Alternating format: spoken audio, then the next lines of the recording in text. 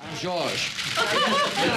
Sometimes you misunderestimated me. That lunch the other day was interesting to have two guys who are nearly 85, two 62-year-olders, and a 47-year-old. One thing is we've all experienced what it means to assume the responsibility of the presidency.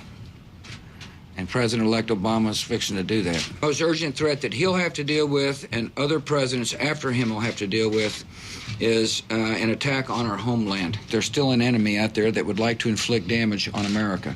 Hard things don't happen overnight, Jake. And when the history of Iraq is written, historians will analyze. In terms of the economy, look, I inherited a recession. I'm ending on a recession. Most people I see, they're not angry. People get emotional. I understand that. I've never really, spent that much time, frankly, worrying about the loud voices. President-elect Obama will find this, too. He'll get in the Oval Office, and there'll be a lot of people that are real critical and harsh, and he'll be disappointed at times. There is an enemy that still is out there. I'm telling you, there's an enemy that would like to attack Americans again. There just is. That's the reality of the world. I wasn't kidding when I said Wall Street got drunk and we got the hangover. Gotcha. History will look back and determine that which could have been done better, mistakes I made. Clearly, putting a mission accomplished on an aircraft carrier was a mistake. Obviously, some of my rhetoric has been a mistake. One thing about the presidency is that you can only make decisions, on the information at hand. You don't get to have information after you've made the decision. It's not the way it works. There have been disappointments. Abu Ghraib obviously was a huge disappointment. Not having weapons of mass destruction was a significant disappointment. Things didn't go according to plan, let's put it that way. Strongly disagree with the assessment that our moral standing has been damaged. It may be damaged amongst some of the elite. You go to Africa, go to India, go to China. Parts of Europe have said that we shouldn't have gone to war in Iraq without a mandate, but those are a few countries. I tell people, yeah, you can try to be popular. Do you remember what it was like right after September the 11th around here? I do.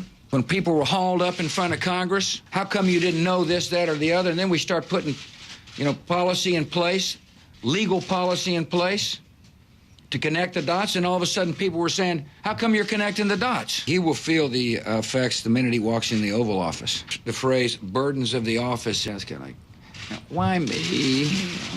Oh, the burdens, Why did the financial collapse have to happen on my watch? It's just pathetic, isn't it? Self-pity. I don't believe President-elect Obama will be full of self-pity. Sometimes the biggest disappointments will come from your so-called friends. And there will be disappointments. Disappointed. The disappointments are a disappointment. Not a mistake, but a disappointment. That was a disappointment. I was disappointed. I am disappointed, but could things have been done better? Absolutely.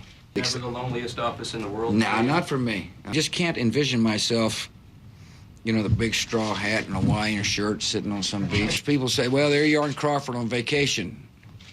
You never escape the presidency. It travels with you everywhere you go, unless you're riding mountain bikes as hard as you possibly can, trying to forget for the moment. And so I wake up in Crawford Wednesday morning, and